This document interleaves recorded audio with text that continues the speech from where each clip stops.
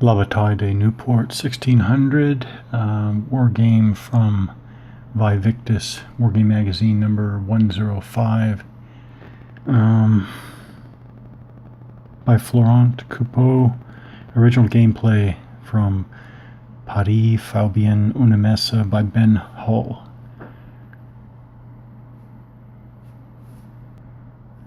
So we have finished all of the charge. So we go in precedence of orders. We complete all of the charge orders, then we go to the march orders, and finally the rally orders.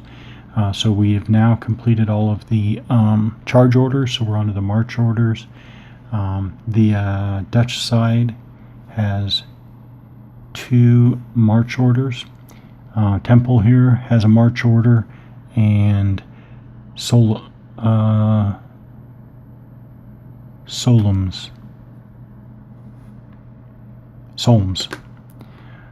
has a march order here as well. And on the Spanish side, where is he? Mendoza, right there, has a march order. But since the Dutch have 2 march orders, they have more at this precedence level. So the option is to the Dutch. Now, I'm going to take care of Solms here, but to just review, he is now marked no continuation because of an earlier attempt to preempt. I think it was. It doesn't matter though. He's marked no continuation. So I am going to activate Solms. I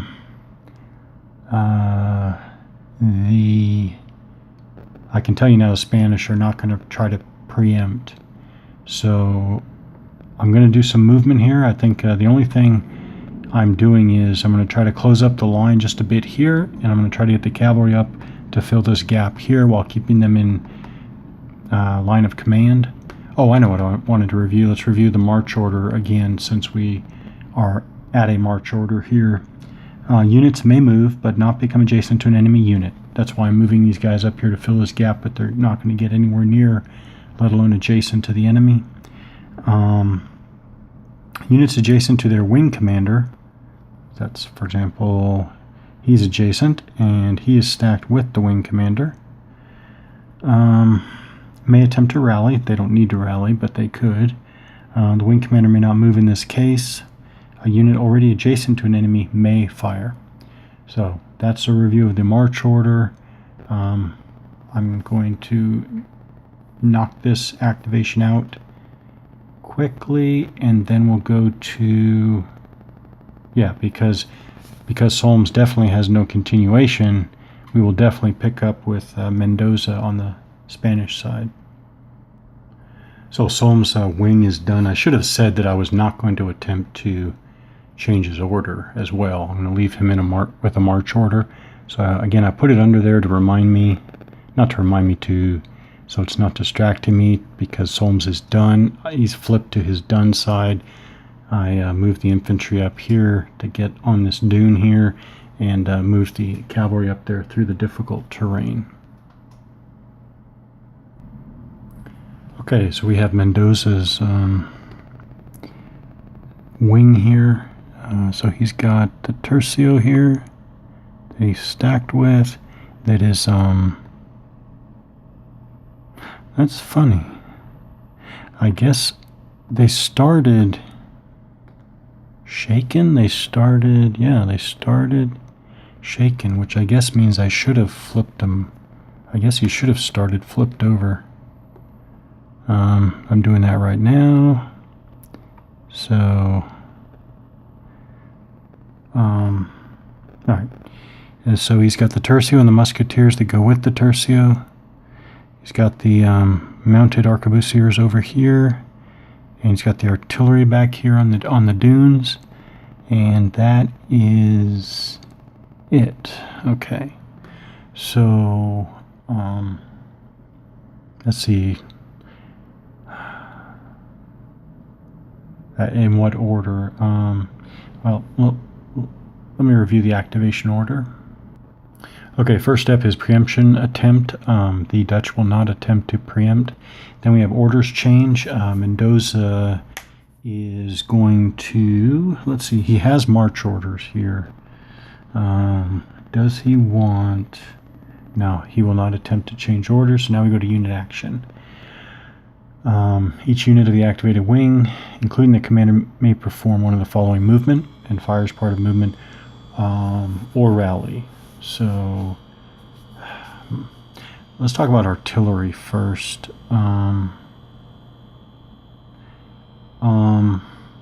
Okay, so here's the artillery.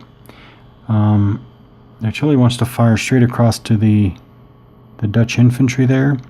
They're on the dunes. They're on the dunes. Between them is blocking terrain, this friendly unit, but they're lower. Now dunes wouldn't necessarily, or I should say, yeah, dunes would not necessarily or automatically be in elevation, but in this case they are. The rules do specify that the dunes are level 1 and the clear terrain is level 0. So just to clarify that, these are dunes that also have height. So the artillery is firing over the heads of their friendly mounted arquebusiers to the Dutch infantry on the far dunes there. Artillery does not move. It does not expend movement points. It does not have movement allowance, and it does not. I think artillery is always in command. It doesn't need to be in command to fire. So we did line of sight. Artillery is always in command. Artillery never moves. This is just reviewing. It must have line of sight to its target. It has line of sight from one level 1 hex to another level 1 hex. Types of fire. Oh.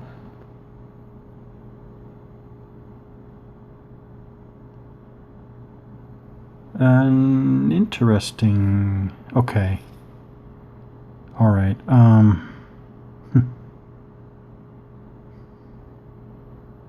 Right here it says artillery cannot fire over a friendly unit even if that unit does not block the line of sight elsewhere.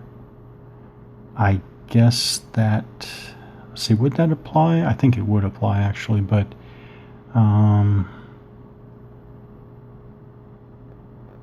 yeah, that does. Okay, well, what we'll do is we'll just move the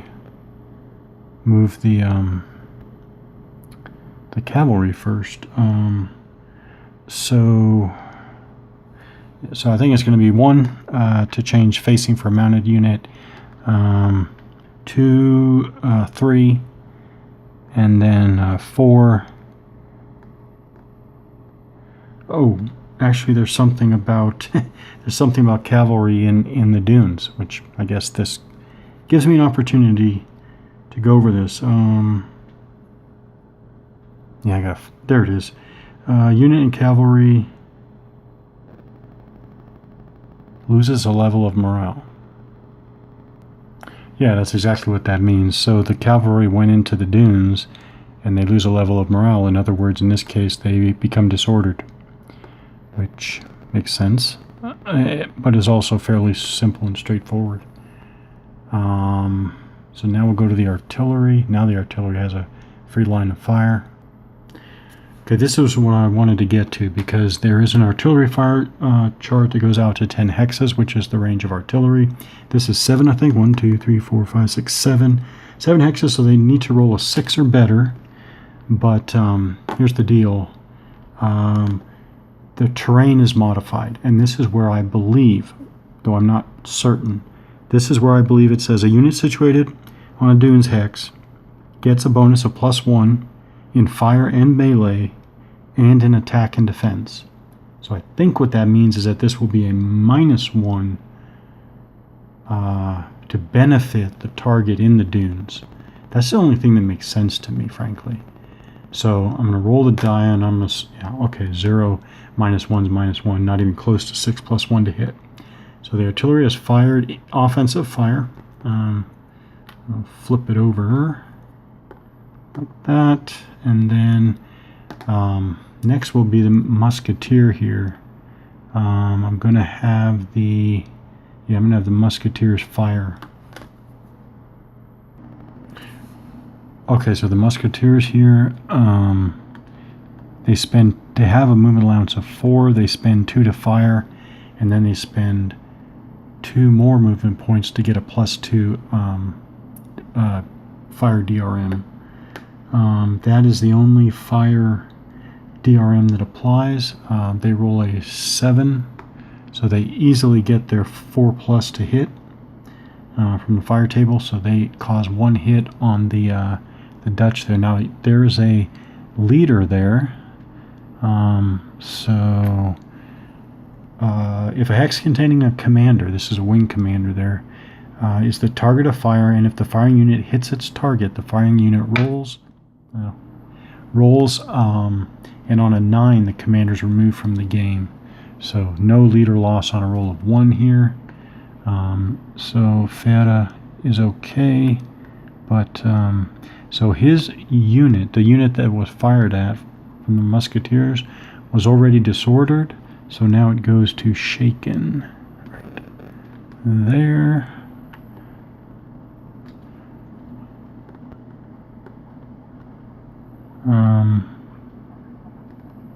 I need to figure out if there's reaction fire. Okay, first thing right away, it does provoke reaction or defensive fire. Yeah, okay. The fire modifier right on the shaken is -2. So they are N infantry, N-type infantry. So they need a 4 better to hit. That's funny, that modifier is not on the table. How interesting. Huh. But no, obviously it's... Let me review. Shaken. No movement, -2 to morale and fire, defensive only. This is defensive fire. There we go. It's not all fire. It's only the defensive fire, but that's what they're doing here. So -2. Let me see if there are any other modifiers. No.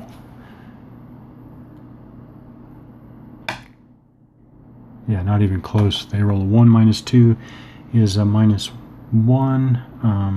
Not even close. So defensive fire was not successful.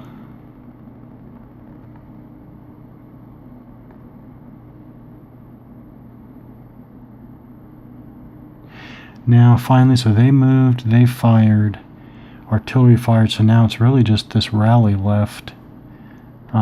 They're stacked with their wing commander, so this is the tercio here.